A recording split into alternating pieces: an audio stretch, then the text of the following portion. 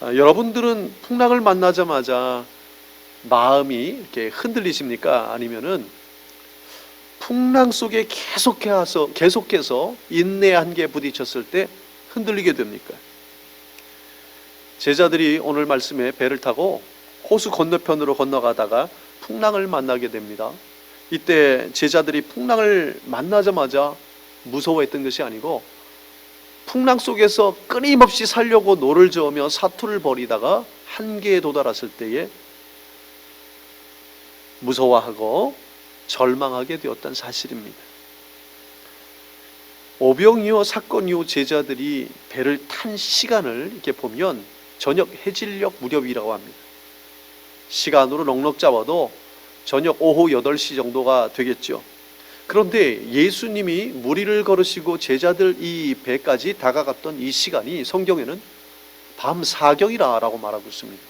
사경이란 오늘날로 새벽 3시부터 새벽 6시까지를 말합니다. 그래서 시간상으로 보면 이들이 약 1시간밖에 되지 않는 거리에 그 거리를 도착하지 못하고 이 풍랑, 광풍으로 인하여 헤맨 시간이 약 8시간서부터 11시간 정도가량 된다는 거예요.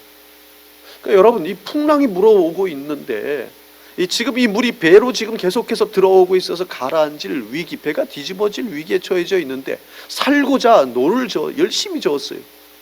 그런데 앞으로 나아가지도 못하고 뒤로 가지도 못하고 이렇게 사투를 벌인 지 약 8시간에서 11시간 됐다면 여러분 어떻게 되겠습니까? 힘은 빠질 대로 다 빠지고 기진맥진했을 거란 말이죠. 자, 이럴 때에 우리는 두려움이 쌓이게 된다는 겁니다. 여러분, 우리가 두려움과 신앙이 흔들릴 때는 처음부터 흔들리지 않습니다. 버티고 버티다가 견디다가 결국 내 자신의 한계에 부딪힐 때에 믿음이 사라질 때를 발견하게 될 것입니다. 우리의 한계에 다다를 때 믿음이 사라진다는 것을 여러분 체크업하셔야만 합니다. 이럴 때가 되면은 이 제자들처럼 이렇게 우리가 말하지 않을까요? 주여, 언제까지 우리를 돌아보지 아니하시나이까? 하나님, 왜 우리를 돌아보지 아니하십니까? 하나님, 지금 왜 가만히 계십니까? 듣고 계십니까? 라고 원망을 하게 됩니다. 혹은 눈앞에 보이는 사람이 원망의 대상이 되고 질타의 대상이 되지는 않습니까? 분명한 건 결국 그 불평과 원망의 화살이 지금 이 하나님을 향하고 있다라는 그런 죄를 범하게 됩니다. 여러분, 이 풍랑이 일어나고 있을 때에 우리가 오늘 이 가운데 혹시 풍랑 가운데 있는 분들도 계실 거예요. 이럴 때에 우리가 이런 생각이 듭니다. 예수님은 지금 뭐하고 계시는 것일까? 라는 이 생각이 들 때가 되죠. 오병이어 이 기적 이후에 예수님은 산으로 올라가셔서 기도하십니다. 그리고 제자들을 배를 타고 먼저 건너편으로 가라라고 얘기를 하죠. 그런데 제자들이 배를 타고 약 한 3마일 정도 떨어진 곳에 칠흑 같은 어둠이 있는 그때에 제자들이 막 기진맥진해서 지금 헤매고 있는, 흔들리고 있는 모습을 예수님께서 보신 사건이 나옵니다.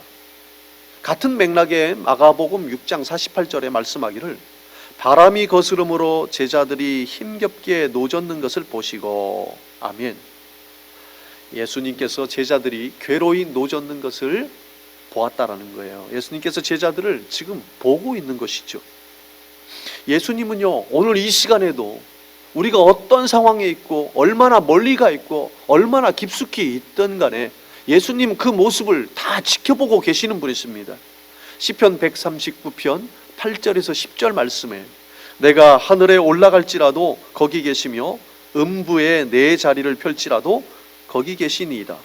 내가 새벽 날개를 치며 바다 끝에 가서 거할지라도 곧 거기서도 주의 손이 나를 인도하시며 주의 오른손이 나를 붙드시리이다.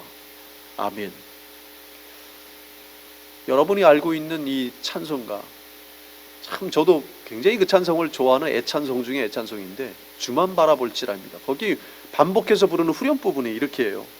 하나님 사랑의 눈으로 나를 어느 때나 바라보시고 하나님 인자한 귀로서 언제나 너에게 기울이시니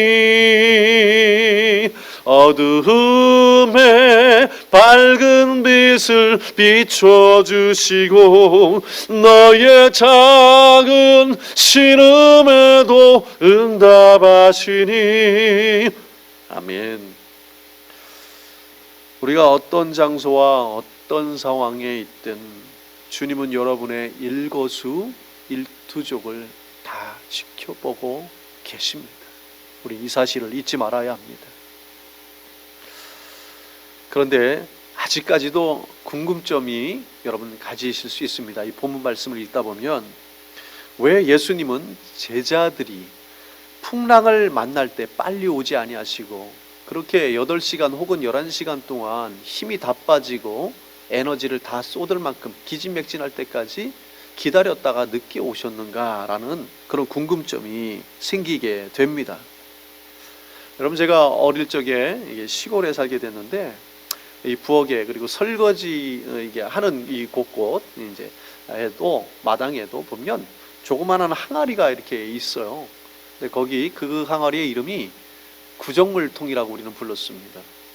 음식을 먹고 남은 이 찌꺼기들을 그곳에 이렇게 쏟아 부었는데 제가 기억하고 있는 구정물통에는 이 건더기보다 이 물이 좀 더 많았어요. 그리고 약간 새콤한 냄새가 났는데 이 용도는 이것을 모아다가 돼지 키우는 집이 있는데 그곳에 갖다 주었어요. 가축들에게 먹였어요. 그런데 이 구정물이 많이 있다 보니까 이 건더기가 얼마인지 잘 모르잖아요. 그래서 이것을 알기 위해서는 이만한 나무로다가 그 구정물통을 휘젓는 거예요. 몇 번 휘저으면은 그 안에 있는 이 건더기들이 이렇게 둥둥 떠서 얼마큼 있는지를 보여주게 됩니다. 여러분, 우리의 믿음이 많은지 적은지 평소에는 알 수가 없어요. 그러나 한번 이런 광풍으로 인해서 우리의 마음밭을 한번 휘저었게 되잖아요. 우리의 주변 환경을 조금만 휘저어도 불평이 나오고 원망이 나온다면 우리의 믿음의 실체가 얼마인지를 지금 여러분들이 드러나고 있다는 것을 깨달아야 합니다. 우리가 예수님을 믿고 주님과 함께하는 삶을 살아도 광풍은 옵니다. 광풍 없이 성숙해진 사람이 있을까요? 없습니다.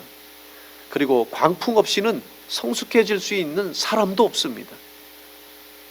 광풍에서만요, 여러분, 그려질 수 있는 그림이 있는 거예요. 광풍에서만 배울 수 있는 성숙함이 있습니다. 광풍 속에서만 깨달을 수 있는 진리가 있습니다. 광풍 속에서만 성숙해질 수 있는 인격과 믿음이 있기 때문에 하나님은 그걸 알기 때문에 우리가 광풍을 만나자마자 바로 우리를 구하러 온 것이 아니라 우리의 인내의 한계, 믿음의 분량을 넓혀질 때까지, 훈련되어질 때까지 우리를 기다려 주시고 우리를 위해서 늦게 오셨다라는 사실입니다. 그러나 여러분 기억하세요. 하나님 너무 늦지 않는다는 얘기입니다. 다만 우리가 급할 뿐이죠. 여러분, 지금 순풍, 아주 고요한 바람을 기다리고 계십니까? 그런데 순풍 가운데 주님 뜻이 안 계시면 그것은 저주입니다.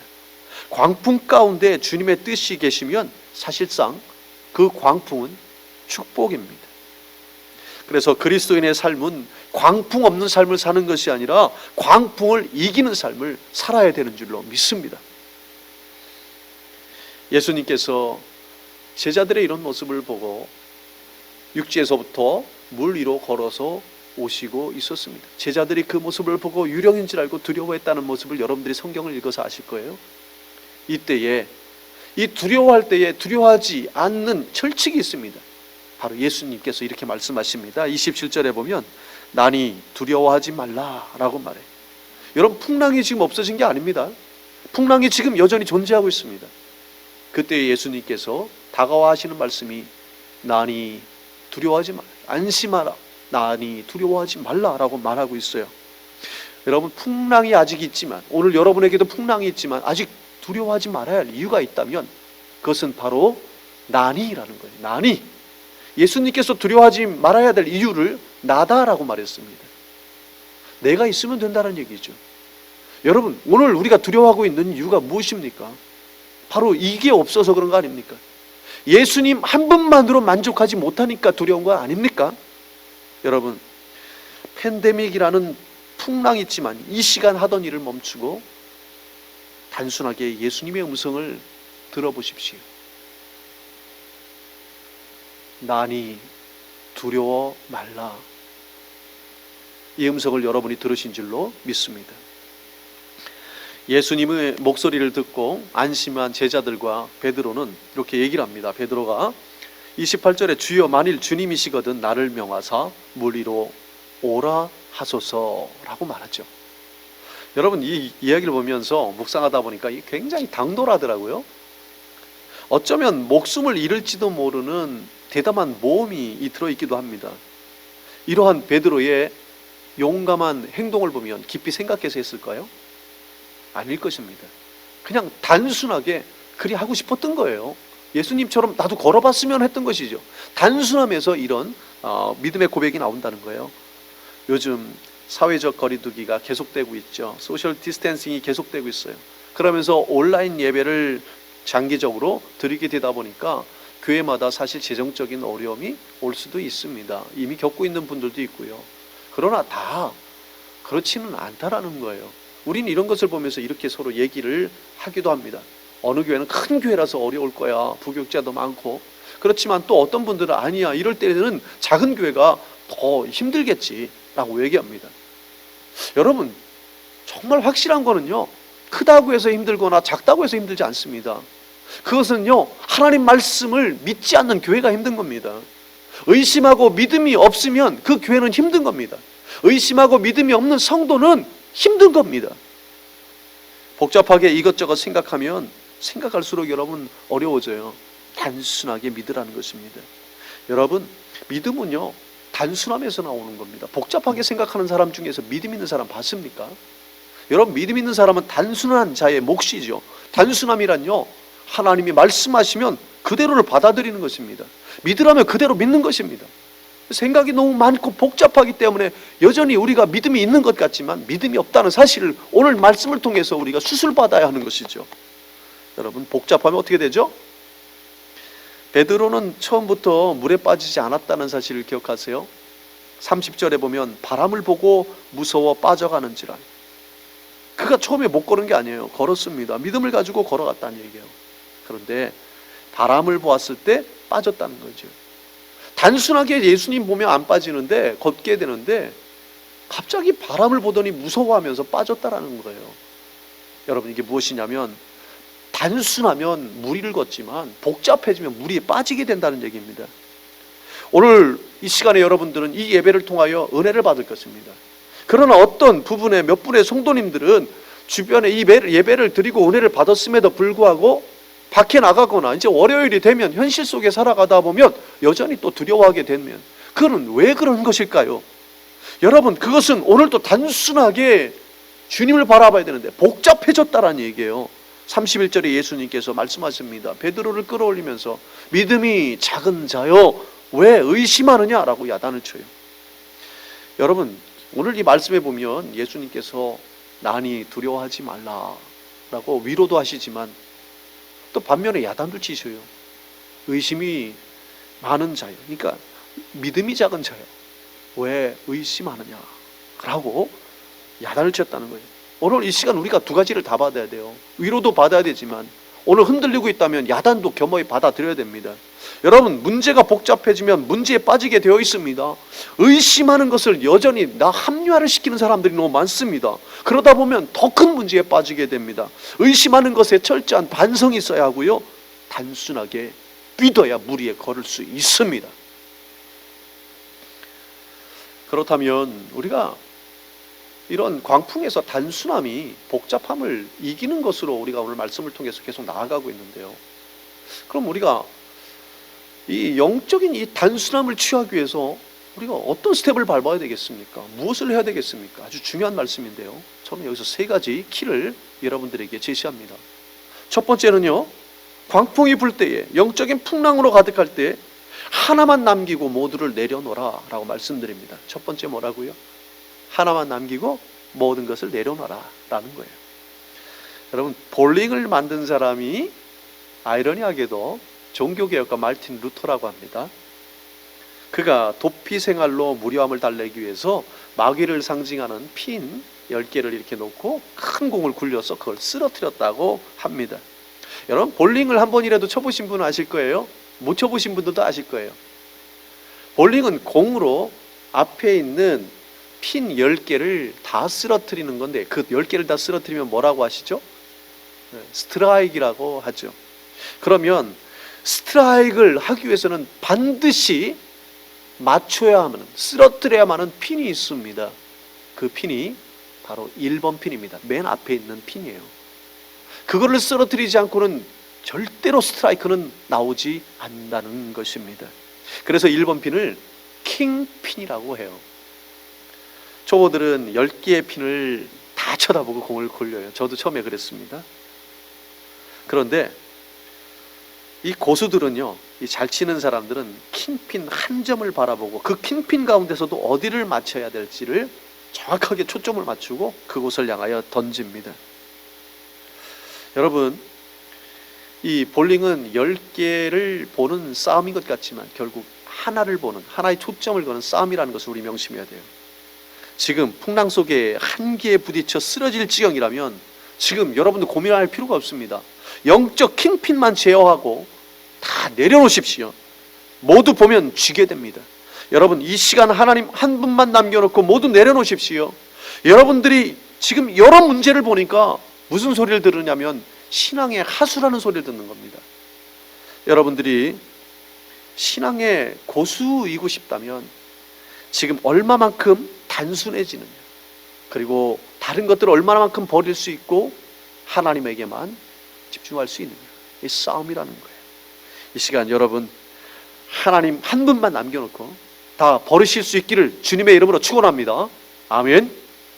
두 번째, 이 단순함에 대한 이 키워드는요, 승리의 대상만 바라보라 라는 거예요. 승리의 대상만 바라보라. 문제 해결은 조금 전에 뭐라고 했습니까? 여러 개입니까? 하나입니까? 하나예요. 문제 해결은 하나의 핀을 쓰러뜨리는 것처럼 하나만 하면 됩니다. 그래서 여러분, 지금 싸우고 있는 싸움의 대상을 바라보면 어떻게 됩니까? 주눅들고 두렵고 쓰러지게 됩니다. 흔들리게 됩니다. 그러나 우리가 바라볼 것은요, 승리하게 하는 대상만 바라보면 되는 겁니다. 수많은 문제가 있을지라도 이 문제를 이기는 대상 하나만 바라보면 된다라는 거예요. 그러면 능력이 솟고 기운이 솟죠. 다윗에게는 아주 큰 싸움이, 그렇게 나이가 많지 않은 어린 시절이 있었어요.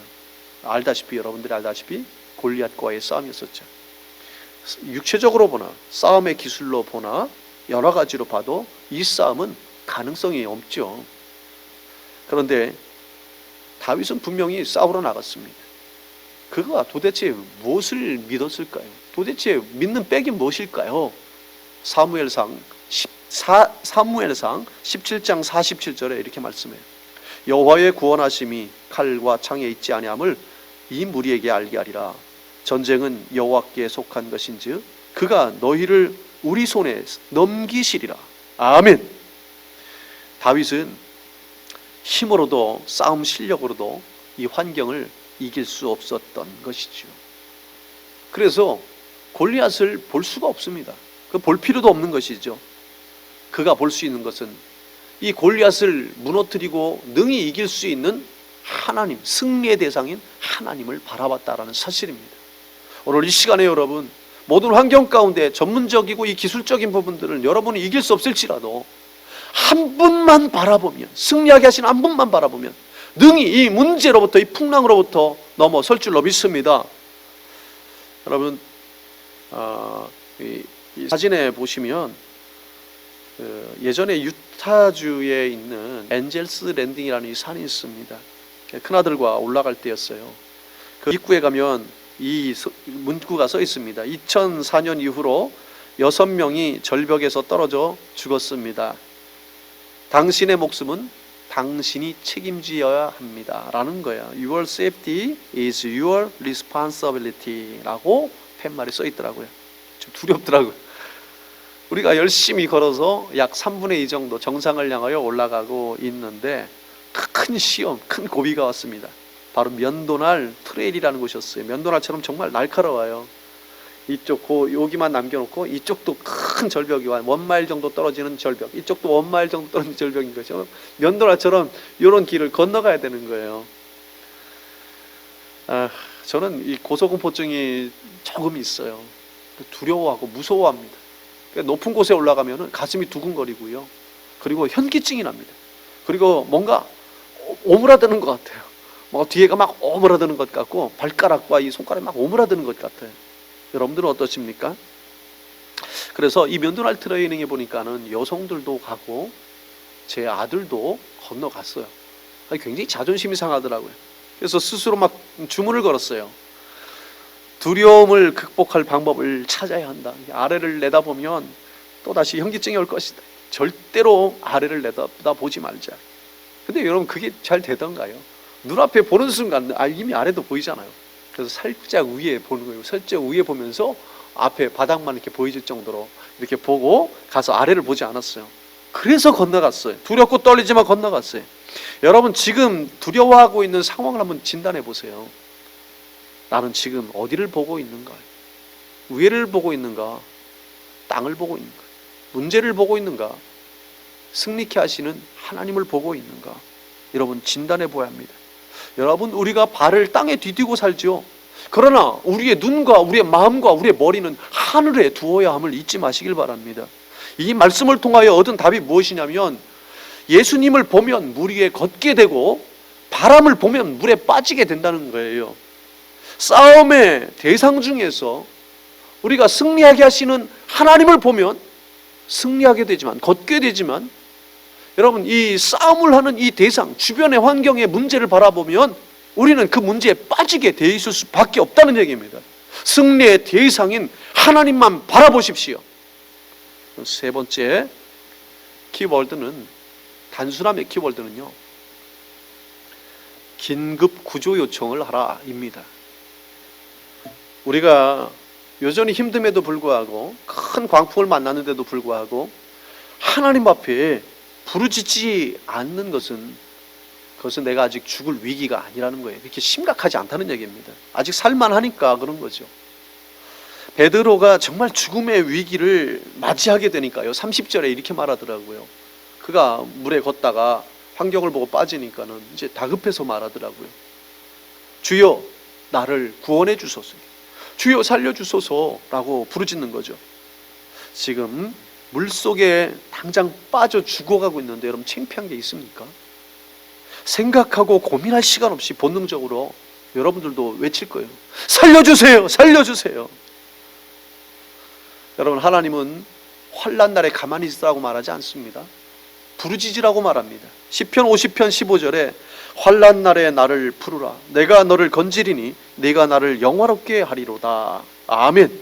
환난을 당하여도 부르짖지 않으면 아무 소용이 없는 것이죠. 오늘 본문 말씀에 또 하나의 중요한 점을 여러분 놓치지 말아야 합니다. 예수님은 5천 명을 먹이신 이후에요, 큰 기적을 행하신 후에요, 바로 하신 행동이 있어요.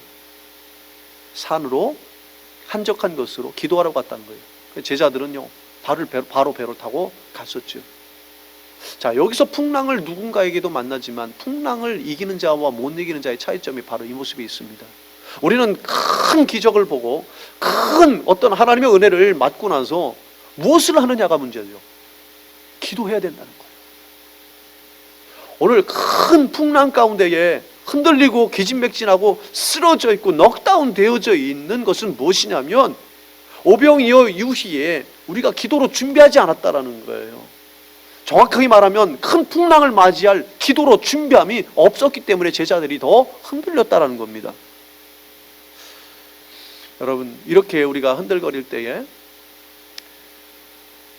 영적인 비상상태라고 할게요. 이멀전시라고 할게요. 그러면 여러분 가운데 이렇게 영적인 이멀전시가 생기면, 그러니까 지금의 이멀전시가 생기면, 비상 사태가 일어나면 여러분 어디에다 전화를 합니까?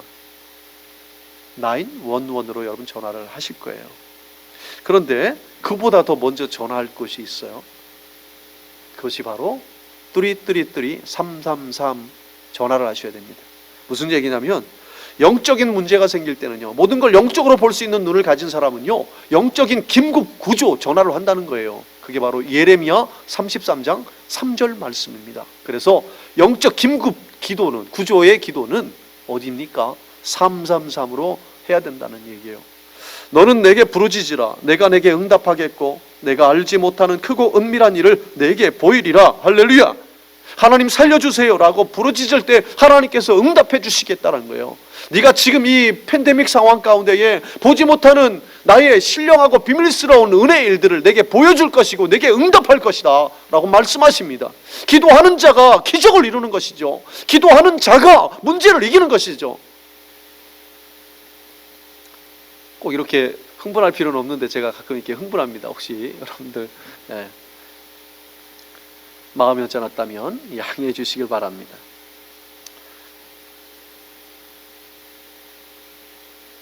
베드로가 급히 소리질러 살려주세요, 살려주세요 했을 때에 예수님의 반응이 베드로의 손을 붙잡고 그를 끌어올리고 배로 올리셨다라는 내용입니다.